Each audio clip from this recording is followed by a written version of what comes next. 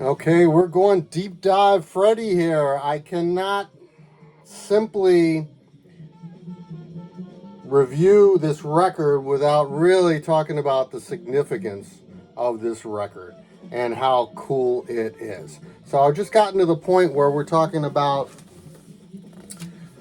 Freddie with Herbie Hancock, Wayne Shorter, Tony Williams, Ron Carter. That's the famous Miles Davis 60s group. So, ironically, in the 60s, Miles would just not show up because he didn't want to, or maybe because he couldn't.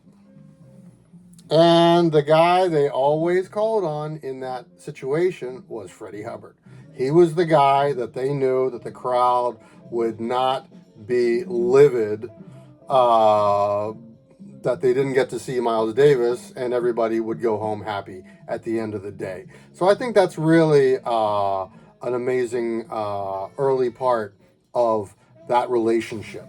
And of course, it culminated with the VSOP band. This is back when you were talking about stadium jazz, when they used to play for full coliseums of people coming out to hear some really heavy-hitting music. Of course, the VSOP albums. That's two of them. And there's the fantastic records Maiden Voyage and Empyrean Isles on Blue Note, which I think are significant in the fact that it's very clear that these are such great albums, including the Wayne Shorter records, that these were groups that were actively playing.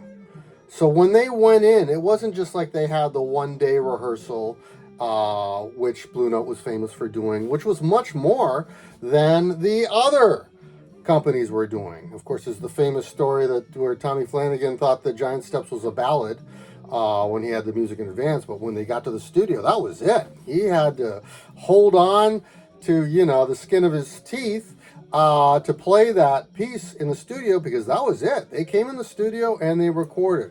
And that, it's also a testament to how great these musicians are, that so many records that are now legendary were completely unprepared. But the extra amount of coolness that you get from a performance when you have prepared shows in the Herbie Hancock recordings. And that's something that now coming full circle, that this was Freddie's working band. They were doing it. And here they are in a club just smoking. The gloves are off, and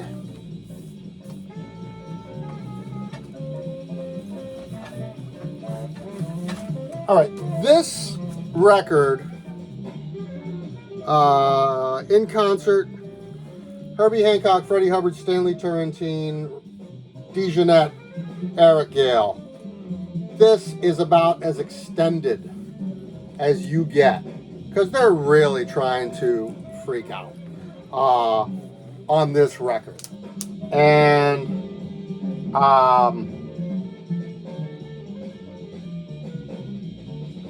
Gibraltar is 18 minutes and 55 seconds. But there's more musicians, actually.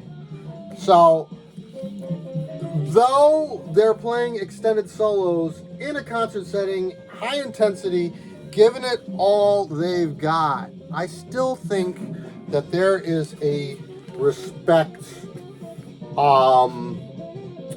for the other musicians involved. Freddie obviously had a huge respect for Stanley Turrentine, both amazing stars in their own right, both great crossover